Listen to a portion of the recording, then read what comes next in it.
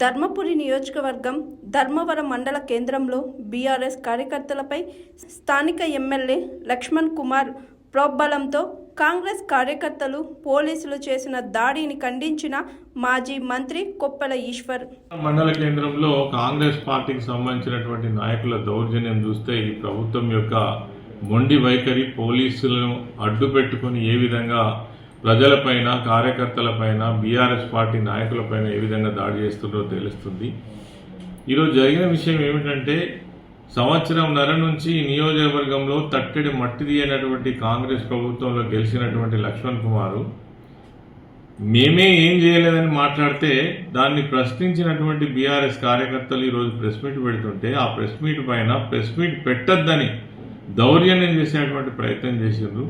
వందలాది మంది బీఆర్ఎస్ కార్యకర్తలు ఒక దగ్గర జమై మహిళలతో పాటు వాళ్ళ యొక్క నిరసన తెలియజేస్తే, అసలు 10 సంవత్సరాల కాలంలో తెలంగాణ రాష్ట్రాన్ని సర్వాంగ సుందరంగా దిద్దినటువంటి నాయకుడు కేసీఆర్ గారు ఈ నియోజకవర్గంలో మొత్తం గ్రామాలన్నింటినీ కూడా సస్యశ్యామలం చేసినటువంటి నాయకుడు మా కొప్పెల ఈశ్వర్ గారని ప్రెస్ మీట్లో ఏ గ్రామంలో, ఏ మండలంలో ఎంత గొప్పగా అభివృద్ధి చేసుకున్నాము, అది ఇరిగేషన్ రంగం కావచ్చు, లేదంటే రహదారులు కావచ్చు, అదేవిధంగా ఎలక్ట్రిక్ సంబంధించినటువంటి సర్వీస్ స్టేషన్లు కావచ్చు, లేదంటే సంఘ భవనాలు కావచ్చు, అనేక రకాల బ్రిడ్జెస్ కావచ్చు, ఎన్ని రకాల పనులు చేసినామో మరి లెక్కకు మించినటువంటి పనులు, అనేక సంక్షేమ కార్యక్రమాలు అమలు చేసినటువంటి ప్రభుత్వం కేసీఆర్ గారి ప్రభుత్వం.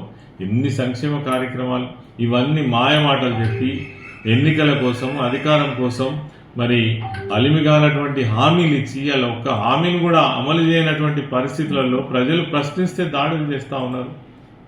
నిజంగా మీకు నీతి నిజాయితీ ఉంటే వాళ్ళకు సమాధానం చెప్పండి. ఎక్కడ ఏం పని చేసినో చెప్పండి. తట్టెడు మట్టి పోయలేదు ఇప్పటి వరకు.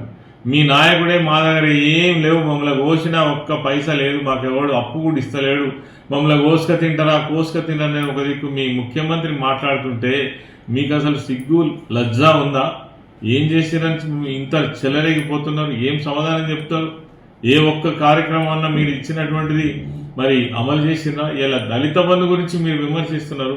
దళిత బంధు అనేటువంటి ప్రోగ్రాం ఒక వినూతనమైన ప్రోగ్రాం. దేశంలోనే ఆ దళితులకు సంబంధించి ఇంత గొప్పగా ఆలోచించి ఒక మంచి కార్యక్రమాన్ని తీసుకున్నటువంటి నాయకుడు కేసీఆర్ గారు. వాళ్ళ జీవితాల్లో వెలుగు నింపాలని ఆలోచించింది కేసీఆర్. మన ధర్మపురి నియోజకవర్గంలో 22,200 మందికి దళిత బంధు శాంక్షన్ చేసినాం. చాలా మందికి డబ్బులు ఇచ్చినాం.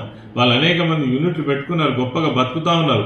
అదే కాకుండా మేము శాంక్షన్ చేసినటువంటి డబ్బులు కలెక్టర్ అకౌంట్లో ఉంటే కూడా, అనేక జిల్లాలలో కూడా ఉంటే కూడా ఇప్పటి వరకు దాన్ని రిలీజ్ చేయకుండా దళితులను మోసం చేస్తున్నటువంటి ప్రభుత్వం కాంగ్రెస్ ప్రభుత్వం. ఇంకా మీ ఇంటికి వెళ్ళి దళిత బంధు గురించి మాట్లాడేటువంటి హక్కు, అర్హత మీకెక్కడున్నది? మీకు చిత్తశుద్ధి ఉంటే అంబేద్కర్ అభయాస్తం ఏమైంది? చేవెళ్ల డిక్లరేషన్ ఎక్కడికి పోయింది? ఎస్సీలకు, గిరిజనులకు ఏమో చేస్తామని మాయమాటలు చెప్పిన మాటలన్నీ ఏమైనాయి?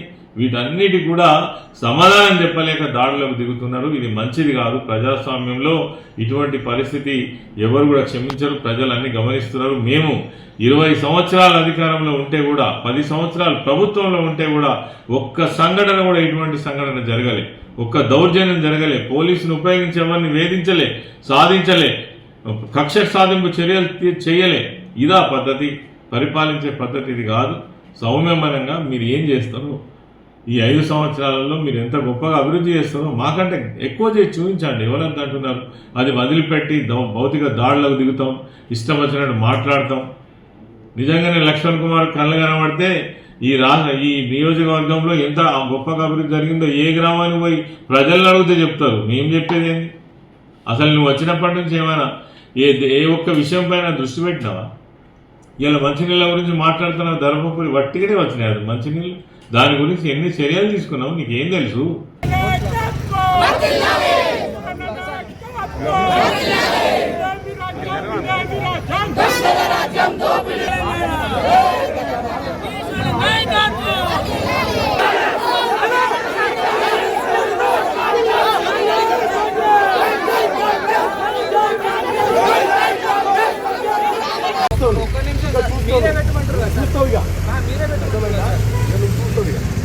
మంచిగా మర్యాద ఇచ్చి పిలవాలి వాళ్ళని. పిలిస్తే వాళ్ళ ఫోన్ రెస్పాండ్ అయితే లేదు సార్. హాయ్ ఎవ్రీవన్, నేను మీ పావని.